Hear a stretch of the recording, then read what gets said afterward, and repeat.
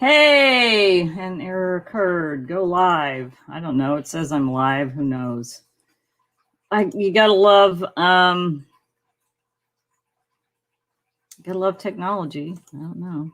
I think we're live. All right, awesome. Hey, everybody. Welcome to what is it? Friday, Fair Trade Friday.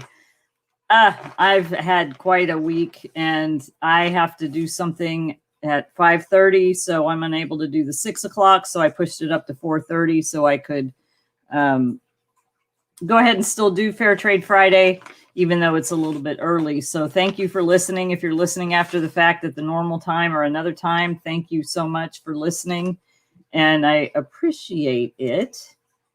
It looks like it's not live in one place. Let's attempt to fix that. Okay. I believe it's going live in the group now. Interesting. I'm looking at the dashboard and it's not going live in the group for some reason. So I guess maybe there's some issue. No, there it goes. Who knows why it's not going live on every channel. Anyway, I am excited to be here to talk to you today about some fair trade stuff. I did have an interesting thing happen to me yesterday. Well, actually, it was about 5 days ago. I noticed a bad cramp in my calf. It wasn't too bad of a cramp. I'd had a Charlie horse the week before, and it like in the middle of the night, and I was like, oh, I must not be drinking enough water, whatever. But then about, I don't know, 5-6 days ago, I noticed this knot, just a little knot. I thought, well, maybe that's from the Charlie horse, and it was there. And I started doing some reading about what that's symptoms of, everything from blood clots to other things. And I was like, okay. And then I woke up yesterday with this, like the knot had gotten worse. My leg wasn't swollen. It was just very painful. And I had problems walking. And then it sort of was affecting my knee as well. So I thought, okay, I better get this checked out. So I went to the doctor and they actually sent me for a scan for like an ultrasound of my leg, and no issues, no problems. I'm grateful. My blood pressure was 117 over 75, I think, which I'm pretty happy with. My father had high blood pressure, and the fact that my blood pressure has been good all my life, I am very grateful for that. And took blood, and all my functions, kidney and everything was great. So I don't know if I just injured myself somehow and I have a muscle cramp or whatever, but wanted to make sure that it wasn't a blood clot, because I know some people have issues with that. And I was like, okay, because I take a small bioidentical hormone dose, and that put me at risk for that, I guess. But no blood clot, thankfully. I'm grateful to God for that. So anyway, what are we talking about today on Fair Trade Friday? Well, before I get into that, last weekend, when I had my little adventure heading up to get Indigo, my new puppy, I was hoping I could get her to come here and show her to you. But Gracie, my son's dog, is here, and she gets a little jealous. So if I pay too much attention to Indigo, she has to butt in and get that. So anyway, you'll just have to look at the photos that I post online. But today for Fair Trade Friday, we are talking, I'm doing a series again of all the fair trade principles. I don't think I've done blog posts about it, but I haven't done a Fair Trade Fair Trade Friday live. I can't speak really again. And so today's principle I chose is pay promptly and fairly. So there's 9. If you go to the Fair Trade Federation website, fairtradefederation.org, which Baskets and Beads is a verified member of the Fair Trade Federation, means that our practices align with these 9 principles. And then we went through a stringent process. As a matter of fact, we're going through a renewal process, and they just sent me some info asking about a couple things on my application. So they're very specific in what they look at, in the responses that you give. And if it's not enough information or the right information, they will send it back. And I had one thing that I'd left out some information, and I had a couple other things that wasn't. I don't know. When I went back and read my answers to the questions, I was like, okay, what was I thinking there? I must have been asleep when that happened. And by the way, this is a dress made for me by Bintia in Kenya. I'm wearing today. We have skirts out of this fabric too, and dog bandanas. This is really pretty African print. So anyway, pay promptly and fairly. Why did I choose that? And I'll read the little blurb from the Fair Trade Federation website to just kind of explain that. I've started running ads again, and as a result of running ads again, there's people that are going to make comments. And one person made a comment and said, well, what do these women earn? Are they getting paid? I hope they're getting paid fairly. So I thought I would address this for anybody who is wondering that, because I get that question a lot. And there's, I guess, assumptions that maybe they're not getting paid fairly. If you've ever seen the movie Poverty Inc., it's a documentary that you can watch. I've mentioned this before on here. It's a documentary that you can watch. There is a poverty industry. People do make money off of people in poverty. And my goal is just to assure people who do business with us that we are not that kind of a business. We are not taking advantage of artisans or people in poverty to make money for ourselves. There are a lot of people who actually, they get grants and stuff, and maybe some of the money goes, but they end up padding their own pockets. I mean, one of the guys, it just disgusted me, on the Poverty Inc. Documentary said, oh, the poverty industry has been good to me, meaning, you know, he's made a lot of money as he sits in his big house or whatever. But so that's why there are fair trade principles. That's why there is a stringent review process to make sure that people who are involved in fair trade are actually paying fairly and paying promptly. And so the principle on the Fair Trade Federation website says, fair trade empowers producers to set prices within the framework of the true costs of labor, time, materials, sustainable growth, and related factors. Members take steps to ensure that producers have the capacity to manage this process. Members, meaning members of the Fair Trade Federation, comply with or exceed international, national, local, and where applicable, fair trade minimum standards for their employees and producers. Members seek to ensure that income is distributed equitably at all times, particularly equal pay for equal work by women and men. Members ensure prompt payment to all of their partners, producers. Producers are offered access to interest-free advanced payment for handmade goods or pre-finance of agricultural harvest with favorable terms. So one of the things that we do actually do sometimes when I place an order, so for instance, I placed a pretty good size order before I went to Kenya, and I sent it to Layla, and she got the ladies started working, but because of COVID, they didn't have any materials and they needed an advance. So oftentimes I will send an advance for them, and it ends up showing up as payment out of the total of what I ordered. So I'll have a spreadsheet that has all the items that are ordered, like paper bead necklaces, I think I ordered Layla Akaleo wooden spoons, earrings. Maybe I think I ordered headbands. I'm trying to think of what I ordered last time. So I had all these things broken out. And then when I go there, like I went to Kenya, Layla and I get together and we sort through the order and make sure that the quantities are right. And then once I receive all the goods, then I send payment. That's when I'm there. When I'm not there, Layla handles it all, and then she sends me an invoice after the payment. For instance, I have a few items that I've ordered for various individuals, and she just sent me an invoice for those items. So I will send her the payment, and she pays them right away. So we pay promptly, we pay right away, and we do pay fairly as well. We negotiate the prices with them. We make sure that they're not overcharging. Okay, we got dogs doing stuff here. Yeah. Come on, dog, stop it. Trying to mess my display up. Gotta love it when that happens. And you guys, you need to like go somewhere else. Come here, Indy. This is Indigo. Right here. This is Indigo. This is my little baby Indigo. She's 8 weeks old. She's a Malinois Shepherd, and I love her.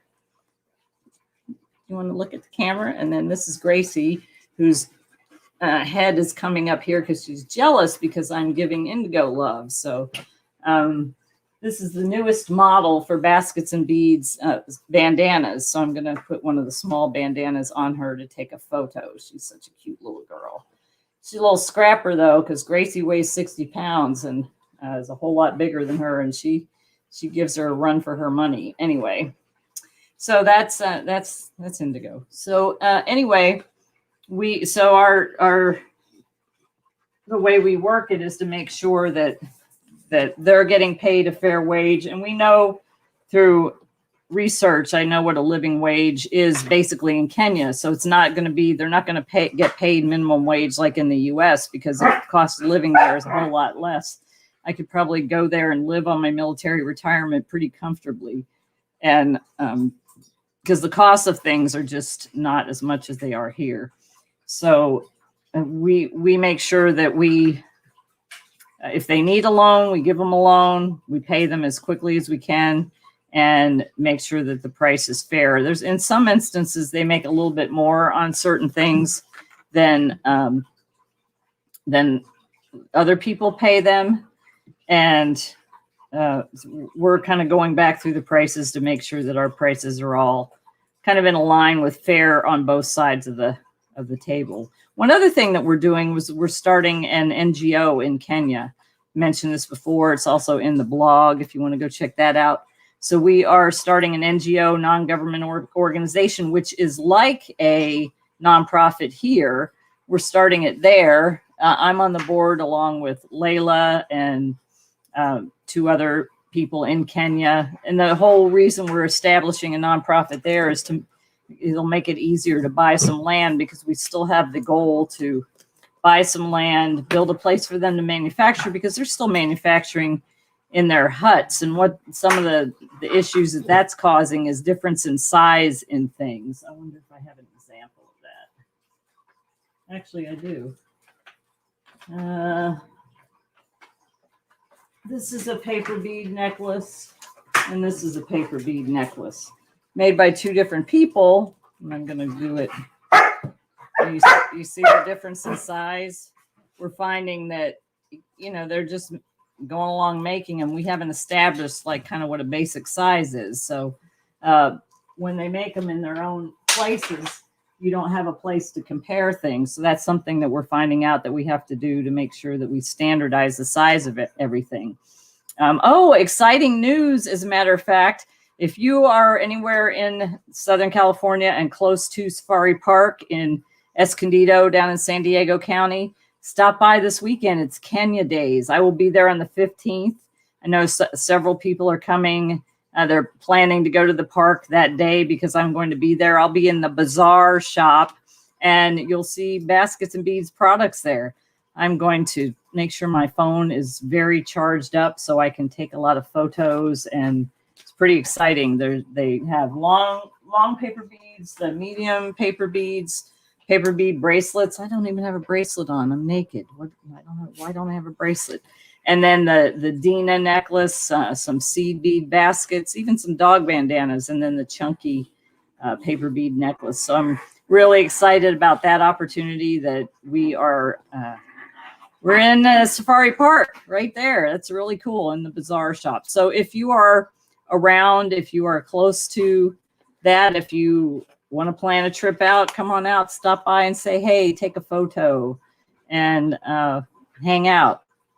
One funny thing about that, they have a restaurant called Mombasa. And Mombasa is a city on the coast in Kenya, which I've been to many times. I was just there in June when I was there. And so I go in the restaurant and I said, I just got back from Mombasa. And the guy behind the counter is looking at me like, what are you talking about? And I'm like, Mombasa, it's a city on the coast in Kenya. He's like, what?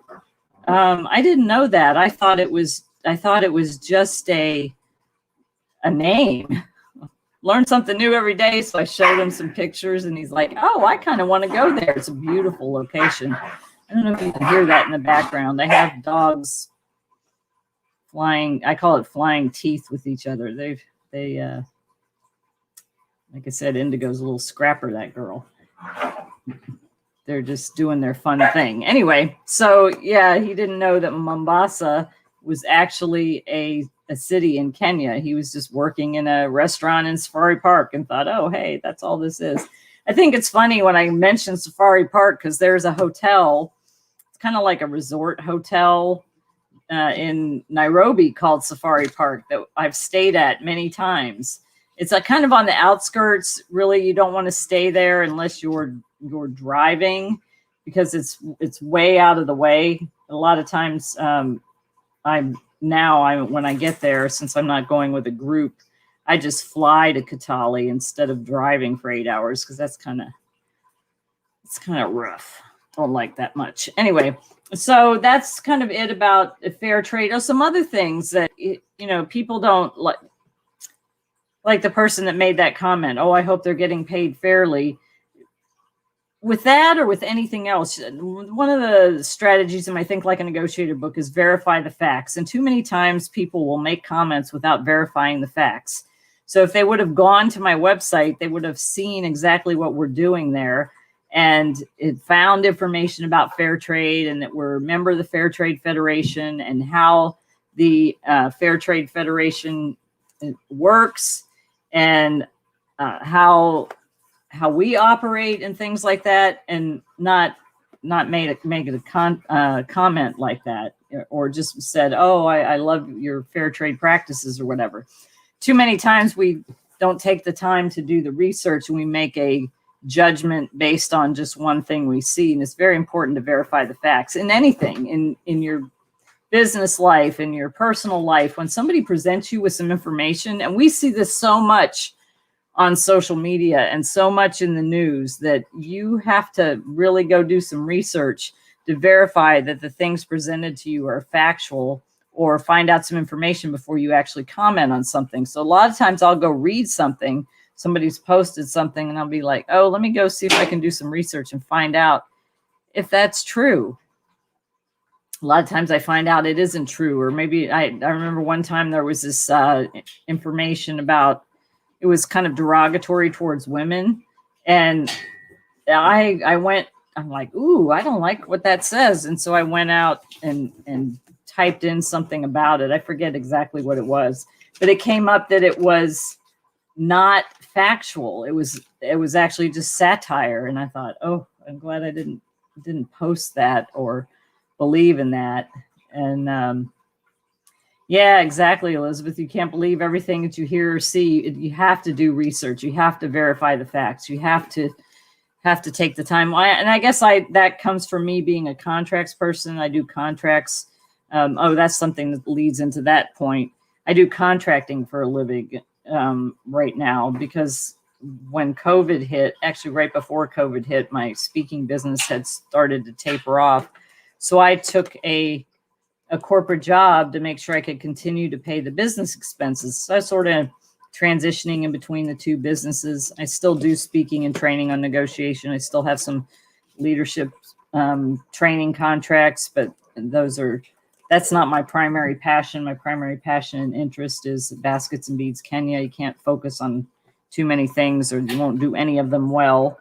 And I'm glad I did take a job to pay the business expenses, because COVID stopped sales. As a matter of fact, I just got turned down for a veterans business conference. And, rejection is something that happens in life, but man, that for some reason that really got to me, because of the fact that, I'm a veteran. If the veterans community won't help me, who will? And I've had a couple people say, oh, you don't have enough income for us to work with you. What just happened the last year and a half? Hello, I sell jewelry products and handbags and things like that. My income for the company went down because of that. And so people are penalizing me for the fact that I don't have enough revenue in their mindset to work with me. I'm like, okay, well, all the more reason to allow me to be part of your event that's supposed to help veterans in business, is so I can get back to that revenue level and beyond. But it's why I took the corporate job, because our sales plummeted. Everything over there is still shut. The churches are open. Their curfews moved to starting at 10 p.m. instead of 7 p.m., but they still can't sell in the markets, and there's still no tourism. So there's still no opportunities. There's still no groups visiting that area. A lot of missionaries would go through there and visit and bring supplies and buy beads. And that hasn't happened since February 2020. So unfortunately, they don't have any of that income over there, and the things really dried up over here, and they're starting to open back up again with things like the safari park opportunity and other opportunities we're looking into. So that's why I took the job, to make sure I could still cover the business expenses, because the business itself wasn't sustaining enough, because I wasn't able to order more, because I wasn't able to sell as much. And it's, a part of COVID. And I'm grateful that it's turning back around and that we have these opportunities. So I'm looking forward to see what comes out of this weekend. They're actually going to leave the beads in there a week, and hopefully they do well in sales, and they'll continue to purchase from us, because the thing is, I have a lot of really great, necklaces, like the Helen necklace, and then this is a specialty necklace, the Selena 2-in-1, and things like that. But all of our ladies don't make these. All of our ladies make paper beads. So if paper beads get picked up by any shop, if they get purchased by people, I used to do book and a bead when I was speaking. That would I would sell a lot of paper beads that way. I actually sold hundreds of beads when I was speaking, and that puts money in everybody's pocket, because all of our ladies make paper beads. But when we just sell the specialty necklaces, I can reorder, and then like our sewing group, I can reorder from them, but it doesn't give everybody an opportunity where paper beads does. They all make this long necklace, this right there, medium necklace. It's kind of right there. The bracelets. We started to make some paper bead earrings as well. So that gives everybody an opportunity to earn, which is our goal, to help be that step to get them back to sustainability, which sustainability means they can send their kids to school, they can buy food, they can pay for the school fees, the school uniforms, the school supplies, they can get medical care, just the basics of life. And they haven't been able to sustain themselves with sales until, we were almost to sustainability, because I was placing regular orders and shipping about every other month from Kenya, or bringing back when I went there.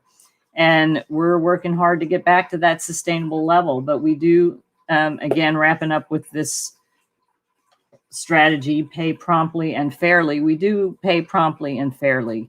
They get their payment right away, and they realize the benefit up front. So I buy it from them and bring it back and resell, and then I buy more. It's kind of just a cycle. It just keeps on going. So our goal is to have a bigger footprint with that. So maybe at some point, instead of me working 2 jobs, like the business and the corporate job, I can just focus on baskets and beads. That's my goal and my dream. So where I can travel back and forth to Kenya very often. All right, so that's about all I have for today. Just wanted to give you the update. You can go to fairtradefederation.org and look at all the principles. We will go over all the principles over the next few weeks. I'll may stick something in here and there, but my goal is to go over all 9 principles of fair trade, so you can understand what those of us who are in fair trade as a fair trade business have to pay attention to, and make sure that we align our business with, in order to be considered that, we won't be accepted in the Fair Trade Federation without following all those principles. And they stringently look at our practices. As a matter of fact, I had to take one of the necklaces and figure out how long it took labor-wise to make, for one woman to make one necklace. So let me tell you about that before I sign off. One of these paper bead necklaces, which is this long, you can wear it doubled like this.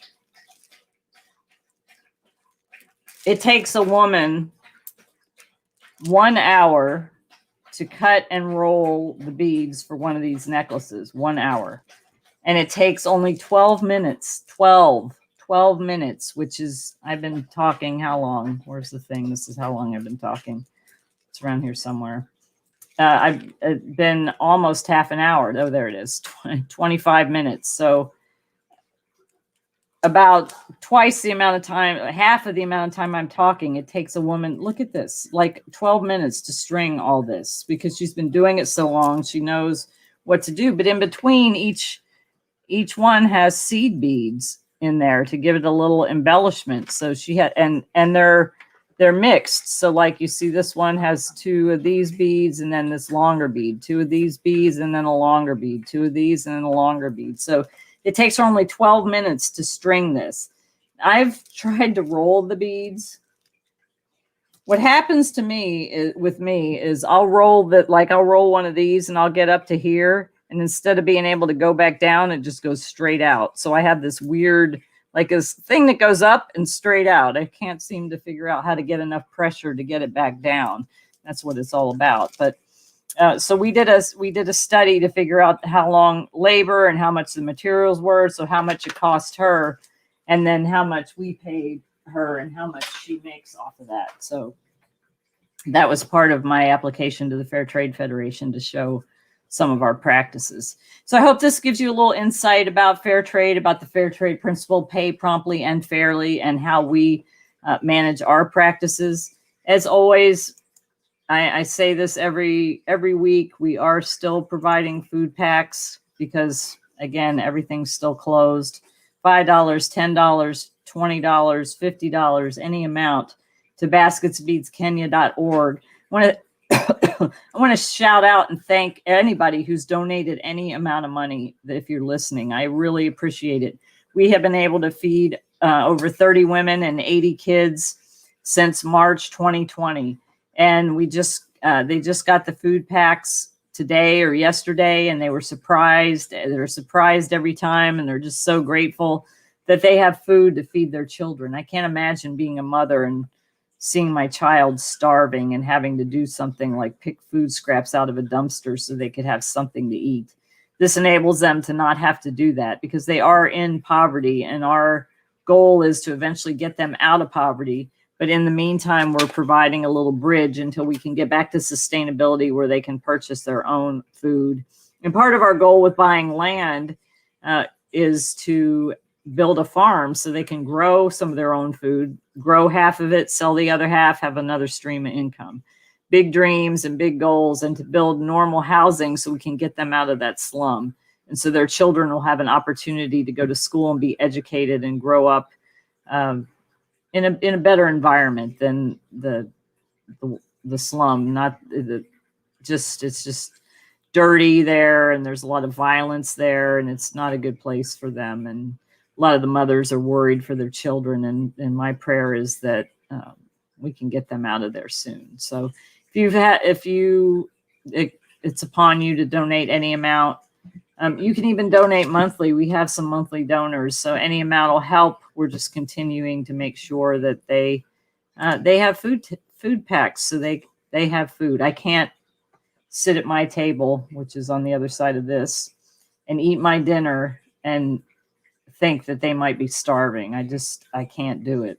Now that I know them, my heart is with them. I love them so much. I just can't do it.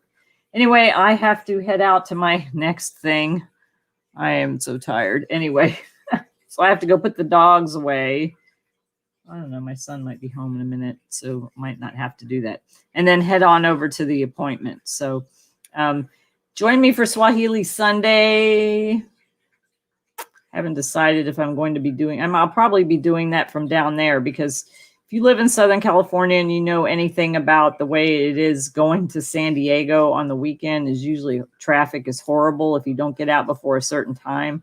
I don't have to be there till 11, but I might go ahead and do Swahili Sunday from the beach down that way somewhere, so I'm at least a good portion of the way down in San Diego and avoid most of that traffic. So watch social media for photos and video live from Safari Park. All right, everybody, you all have a great evening, and until Sunday, or until I see you again, Nakupenda.